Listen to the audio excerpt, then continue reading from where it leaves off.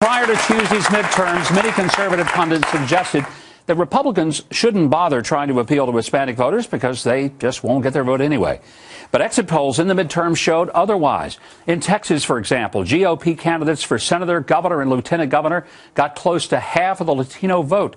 Joining me now is syndicated columnist and political commentator Ann Coulter.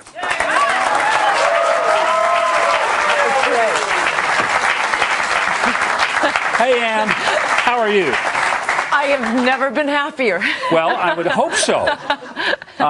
Did you enjoy my little Monty Python takeoff there? That was great. You should do it every Saturday. You know, I couldn't think of anything that more aptly depicted, though, the president's cluelessness about what had just happened to him. Yes. And he seemed to be, as I say, President oblivious that he didn't understand that the Democrats didn't just get beat in a squeaker. Yes. This was an overwhelming repudiation of his policies. Yes, it was. And everyone keeps saying, I'm particularly on our side, yeah, it was great. Now the Republicans better not blow it. And I don't think they will. I think Mitch McConnell's very smart about this, but I would like to warn the Tea Partiers there. Do not expect the first bill to be a complete repeal of Obamacare. That's not the way Republicans should be playing this. They should send up a small piece, things that are so overwhelmingly popular with all of the groups you just mentioned, that when and if, and probably when, Obama vetoes it, the newspapers are going to have to report what Obama just vetoed, and people will say, wait a second, illegal aliens are getting earned income tax credit benefits? They're already, most people would be shocked to discover that's happening now. Send that one up. Send defense bill up. There are all kinds of small corrections to Obamacare that are so overwhelmingly popular, and it will, for once and for all, show that Republicans are hardly the do-nothing Congress here, that the House has passed 370 bills. Well, and I think we have to be very clear to America that the Supreme Court may end up taking care of Obamacare if they take up this case on the subsidies. And if they decide that the law is really the law and they have to abide by it, it guts Obamacare. It's virtually gone because of that. And then Republicans have to move really fast, because the trick with repealing Obamacare is it's like taking out a post on a porch. Yes. You have to be right there to put the next post under it. You can't just repeal it, so it has to be done delicately, perfectly. And I mean, Democrats always say, oh, what's your plan? Go on the internet. McCain had a fantastic plan. Romney had a fantastic plan. Go to Cato or Heritage's website. Republicans have repeatedly said what their plan is. It's a little something I like to call the free market. Let's talk about the Hispanic vote, because that was a shocker to all of us, especially in states like Texas, right on the border. People said if you took a strong message on enforcing immigration laws, you'd be dead in the water as a Republican. Dan Patrick, the lieutenant governor candidate, the strongest candidate on that issue, and got the highest vote, higher than George Bush got back in Texas when he got 40%. Dan Patrick got 46. Greg Abbott got 44.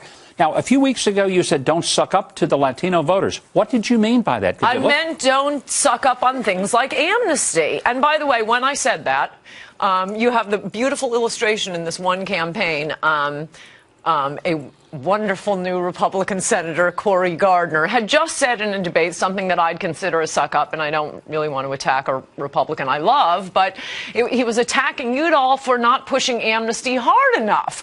Well, then, after I said, this isn't going to work, this is so stupid, I'm sure it was in the works, it wasn't because I said this, then he came out with what exactly Republicans should be doing, and that is appeal, as Romney said, we will appeal to Hispanics the way we appeal to everyone, by saying we're the party that offers opportunity and freedom from regulation, and we won't pass stupid bills like Obamacare that pay for abortions. And the next ad he ran, the Hispanics for Reagan values, that totally works. And by the way, that's what Reagan did with the black vote too. Maybe we'll get your vote, maybe we won't, but it's the Democratic Party that plays.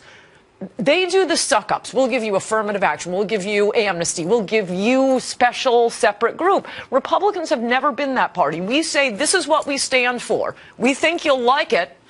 And when Dan Patrick did it, It was very, and then so one other thing on Patrick, because you're right, he's been incredibly strong on defense and everything else.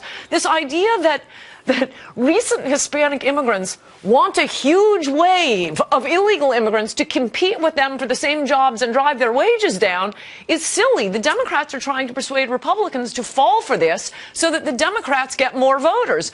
But I note that when Obama was appealing for the Hispanic vote, he didn't talk about amnesty in his Spanish language ads. You know what he talked about? Obamacare. Yeah.